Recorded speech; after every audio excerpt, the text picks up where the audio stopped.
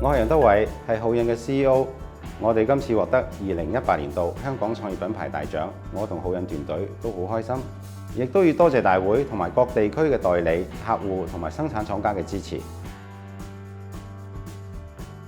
呢個獎會鼓勵到皓印有更大嘅動力去研究同埋創新一啲合適繁忙生活節奏嘅產品。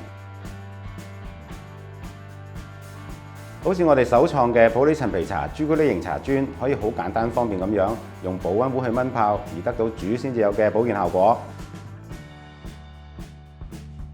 皓印相信健康係每個人都嚮往嘅目標，所以飲得簡單、飲得健康係皓印茶品未來嘅重要設計概念之一。